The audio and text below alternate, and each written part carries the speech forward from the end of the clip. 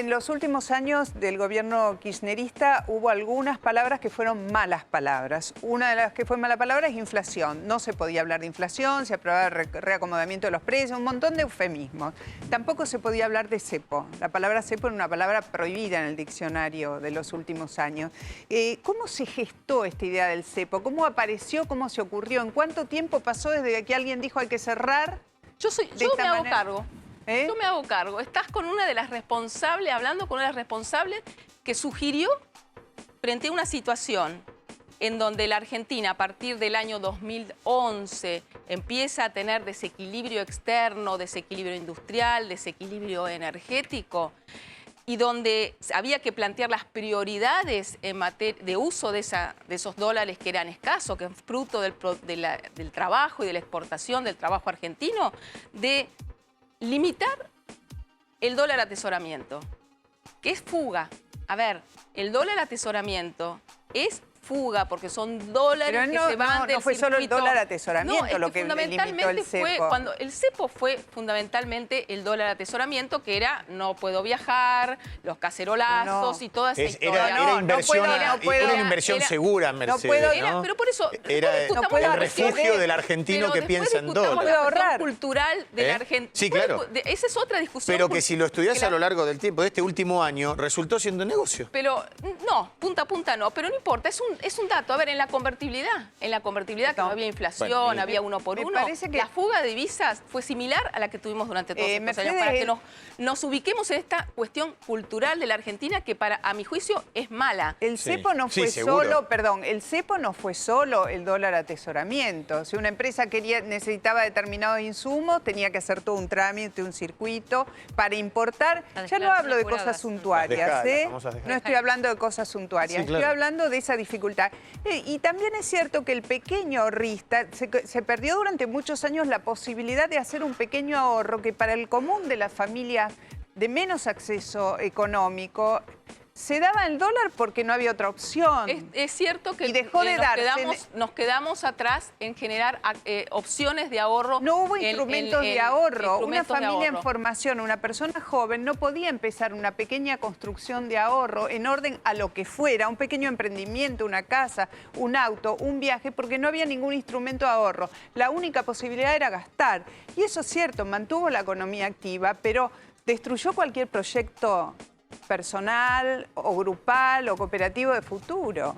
Yo no creo que lo que hay que reivindicar de los últimos 12 años, ya que porque eso es el espejo que tenemos que ver, que refleja la actual situación de la Argentina, es la claridad con que se planteó que lo que había que preservar era el empleo.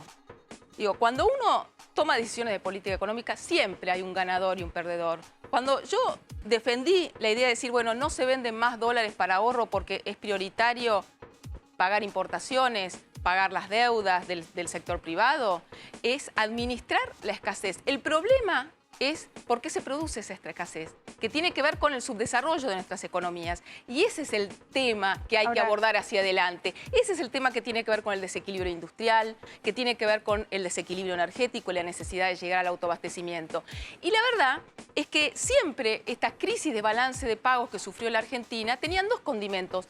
Estos del perfil exportador primario y el de la deuda. El de la deuda se había resuelto con este desendeudamiento y entonces quedaba este 7,3% que hay que resolverlo bien. Mercedes, hay que resolverlo bien y no volver a poner a la Argentina en la lógica del endeudamiento sin contrapartida. Usted recién dice que se hace cargo de la idea del cepo, que usted fue como un poco la que gestó la idea del cepo. No sé si la gestó. Uno toma decisiones de política. A ver, está bien, gobierno pero se lo liberó todo. La presidenta y ella le dijo sí adelante. ¿Cuál es la consecuencia? Cuando hay escasez, uno puede tomar dos decisiones. O salir a endeudarse para justificar la fuga, o sea, a mi juicio es endeudamiento sin contrapartida, que es la más perversa, o devaluar para que se produzca un cimbronazo del tipo de cambio, entonces la gente no compre más dólares por un Perdón, Mercedes, fíjese usted que uno de los criterios por los cuales se lo votó a Macri, no digo el único, era que Macri, uno de los caballitos de batalla, era el levantamiento del cepo. O sea, que el cepo termina siendo un boomerang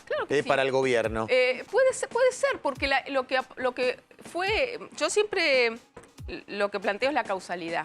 en realidad, y no me gusta la palabra cepo porque cuando yo veía, y después lo seguí viendo cuando me fui del Banco Central, que todos los días se transaban 3.000, 4.000 millones de dólares y el otro era el dólar marginal, en realidad no era cepo porque en un año se transaban los 60.000 millones de dólares en ese mercado. Entonces, ¿de qué cepo me hablaban si todos los días se estaban poniendo dólares con esos fines? ¿En qué momento usted sintió de que esta idea del cepo, si es que lo sintió alguna vez, estaba en mala situación? O sea, ¿en algún momento habrá dicho, uy, ¿qué hice o no? No, lo que pasa es que, Mónica, se fueron 80.000 millones de dólares de fuga de divisas de los argentinos. El famoso dólar atesoramiento fueron 80.000 millones de dólares. ¿Y a qué lo atribuyen ustedes? Pero ¿No a una falta de confianza? Eso es la propensión cultural. Miren, a mí me pasaba algo. Sí, pero no pasó en los primeros años mientras hubo superávit gemelo, claro, por ejemplo. Que lo destaca el presidente Macri en la apertura de sesiones ordinarias. El mejor año, 10.000, 6.000, 7.000 millones de dólares. El peor año, 24.000 millones de dólares. La fuga, hasta que se cortó en el año 2011, estuvo siempre. Y ahora la fuga está volviendo a ocurrir. Ahora, por alguna Yo lo que razón, digo es que lo peor que nos puede ocurrir, pasar a los argentinos nuevamente, como nos pasó en los 90 y nos pasó en otras historias de nuestra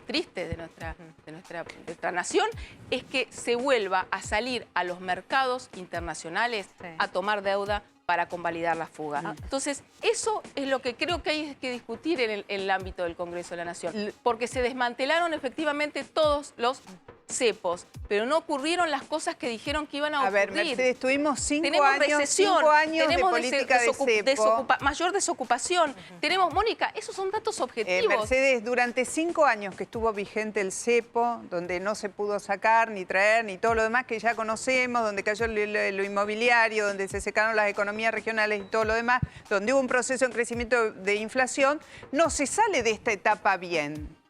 Se sale mal. Ahora viene alguien que no sabemos cómo va a resultar esto, pero es algo diferente. Se salió mal. No se salió bien del cepo. No dejó nada bueno el cepo. De esta situación se salió mal. Fue una decisión de política económica.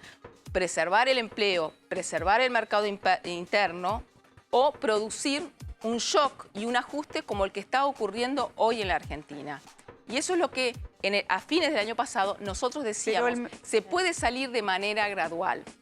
Se pueden ir racionalizando los subsidios de manera gradual. Se puede ir ajustando el tipo de cambio de manera gradual. Hay que resolver la cuestión de los buitres, pero sin ceder condiciones mínimas. Ahora, el proceso inflacionario no empezó en diciembre, Mercedes. El proceso veníamos con años de 35% de inflación promedio. El índice del Congreso, el índice de todas las consultoras, no el INDEC, daba a fin del año pasado una desaceleración de la inflación al 24%.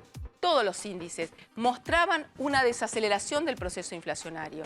Ahora estamos en una tasa que se proyecta al 35%. Antes de las elecciones y ojalá ocurra lo que dice Lucio, de desaceleración. Pero me temo que si se desaceleran los precios en el segundo semestre, va a ser por enorme recesión que va a tener la Argentina. Y esa recesión va a implicar para entender, la recesión es no solo el consumo, va a tener mucho que ver una posible baja de salarios, lo que se negocie en porcentaje este año. Bueno, yo entiendo que los sindicatos y los trabajadores están muy claramente discutiendo que no tengan deterioro en términos reales, por eso se están planteando algo, por eso lo de los docentes del 40%, por eso muchos sindicatos están pautando aumentos semestrales, pero la variable que acá incide también es la de la desocupación. Hay que ver, yo hablo con muchas empresas y las empresas vinculadas al mercado interno, empresas vinculadas a la competencia del resto del mundo están muy preocupadas y están revisando sus proyecciones de empleo para este año.